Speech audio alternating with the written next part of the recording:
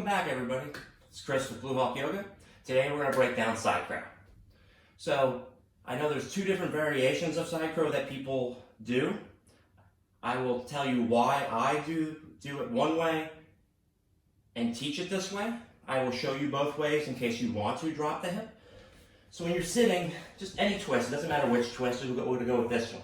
When I twist, I'm going to keep my chest lifting here. In any yoga pose, do we ever twist and bring our elbow down here like this? It's a little more awkward on the body, a little more side body stretching. So in side crow, that looks like, so when I balance on one arm, I'm pushing, lifting, balancing. When I'm dropping both hips, I really have to tuck this elbow in, make my hands closer together to drop this hip. And if you don't have flexibility, it's a lot tougher. And this will make it a lot tougher down the road when you try to do different variations of side crow, which I'll show later in the video. So before we start, just do some twisting. Again, like this. This is a good twist to start. Just twisting the torso. That's most of the flexibility you're going to need, is the twisting in the torso. You need a little bit of hip flexibility to get around the leg. The position I normally get into this is from a kneeling position, legs together. And you can start out by putting the elbow down and twisting. Again, elbow across and twisting. One thing I do differently too, I try to get my elbow as far down my leg, close to my hip as I can. Makes it easier to balance. So I'm going to show the regular version first, then I'll give easier versions using blocks. So with this, I will show you from the side here. What I'm going to do is I'm going to take my left elbow across my right leg as far as I can. I bring my left hand down. I bring my right hand out like I'm going into a chaturanga. All I'm doing is keeping my chest lifting, move the hips high and forward, maybe the toes lift. Again, you can keep the toes on the ground, keep leaning forward, just barely lift the toes off the ground. I'm pushing even weight between my left and my right hand. I'll show you on the other side and from behind. So again, right elbow as far to the left leg as you can, right hand down, left arm reaches across. All I'm doing is hips high, forward, lean, maybe lift the toes. It's a lot more openness in the twist here. So, but if you're dropping the hips, so if you're going to go with the second option of dropping your hip on your arm, you want to be in a closer position, and I'm reaching out this way. So I take my left elbow more towards my right knee. I take my right elbow towards my right hip. Place my hands out in front of me, scoop the elbow in, lean, and maybe lift. See how more compact this is? Might be a little easier to balance if you have the hip flexibility. Again, show it on this side. Right elbow, left knee, left elbow, left hip. All I do is lean into it and lift. A little more compact. Again, you can go with that variation, but down the road, when you want to do different moves out of side crow, it's a lot harder to lift that hip off the other elbow and then move it. So another beginner option here is if you go into side crow and your shoulder, it keeps dipping. The one that so if I'm on here, my left arm has my knee on it. So if my right shoulder keeps dipping, I want to reach for the block. Again, different heights depending on your arms. Lean here. So I'm leaning into it, leaning, shoulder on the block. A little more support here. So you don't have to worry about this diving towards the floor. Then all you do is you learn to lift a little bit, set it down, lift, set it down. Again, it builds that strength to balance on one arm instead of balancing on both. The balancing on one arm has nothing to do with strength other than pushing into this hand. It's more about counterbalance. So I'm counterbalancing forward so I don't have to rely on my other arm tucking in. Another variation is to stand on the blocks. Again, you can place something on your forehead, pillow, blankets, whatever in case you're afraid of falling. But keep the chest lifting. Don't allow yourself to sink into this. So I stand on the blocks. Tippy toes on the blocks. I take my elbow across. Same thing as we were doing before. Left hand down. Right hand reaches out. So all I'm doing is leaning forward. Now I'm higher up. So all I have to do is lift one toe, maybe lift them both. Again, I can just tap, tap, tap.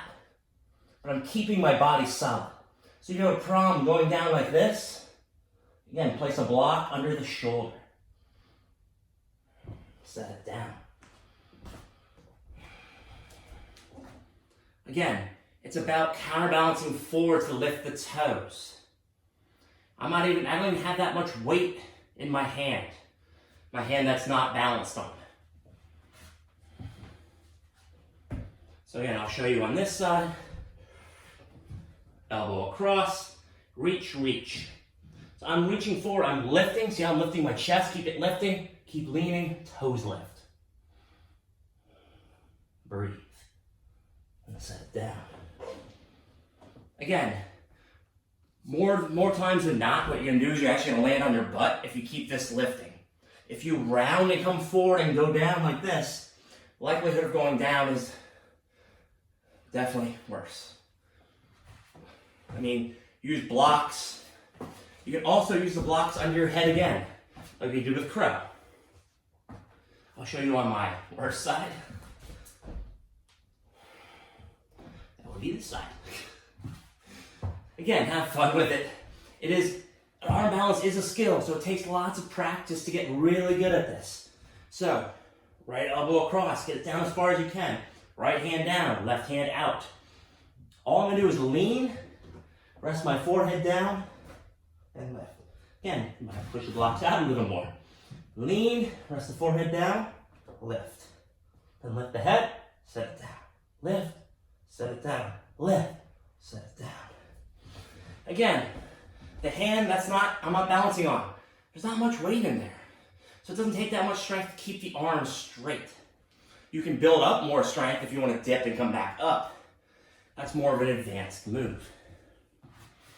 So again, blocks are tools. They're not a crutch. Well, you use these until you don't need them anymore. So now we're gonna get into Ekapada Kudanyasana 1, which is basically split leg side crow. That'll be our first variation of today.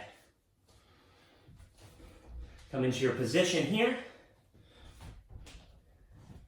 Elbow across, reach, reach, lean, lift. My leg that's on my arm straightens out as my upper leg goes back. Again, split leg side crow. Bring it back in. Set it down. Switch sides. Again, left elbow across, right knee. Reach the right arm out. Hips high and forward. Straighten the right leg as the left leg goes back. Keep the chest lifting forward. And then come back down. That's the first variation. There's many variations from here. We'll just stick with the basics of that and not go from one arm balance to the next. That's a little more difficult. I might get that into my next video. My next one will be Ekapada Kudanyasana 2, which is more of a squared arm balance. Everything's going forward. Another variation here. Elbow across, hand down, reach forward, up, forward, straighten both legs. And then come back down. Always do both sides. One side will always be harder than the other, but practice. Come here, lean, lift, straighten. Again, you can come down lower if you want to make it look different. You can lift up, back, and down. Give that a couple tries. You can go cross between each one of those. So this is one of my favorite variations here to build up the movement of this pose so you can transition between two different poses here. So elbow across, reach, reach. Come up, take your split leg. You're gonna stack the legs, pivot the hips away from the left arm, drop the left arm down. Pivot the hips towards the left arm, lift up. Come back and down. Show you on the opposite side, a little side angle here. Left arm across. If you're sweating, make sure you have a good grip. Here, reach out, lift. Split leg side crow, stack the legs, hips reach away from the right arm, drop. Towards the right arm, lift. Maybe split and come back down. So the reason that is accessible is I'm using my hips to move my arm. I'm not forcing it. I'm not using my strength to pull up. When I first started doing it, that's what I was trying to do. That's how you end up hurting yourself. Dropping and then lifting. Use the momentum of your hips to drop and lift your arm. Those are some really fun variations. We'll give you one more variation. I'll give you a transition variation. So you just say, I have Ekapada Kunyasana too, like that, like nothing. Okay, here's a variation for you. It's easiest to show from behind. Come into your squat. Take the arm across. Again, hips high and forward. It's all I'm thinking. Hips high and forward. Split leg side crow. Then I take my left leg over right and I swap. Ekapada 2. Again, the more flexibility you have, the less you have to rely on timing. So I'll show you on the other side. This is not my good side, but again, that's why you practice both. Hips high and forward. Boom, split leg. Take the right arm over left. See, you can also do it this way. Set and split. Again, Ekapada 2, my elbow's loose, or if you want, you can tuck it underneath. That'll be more in the next video. I'm going to break down Ekapada 2 and one-legged crow.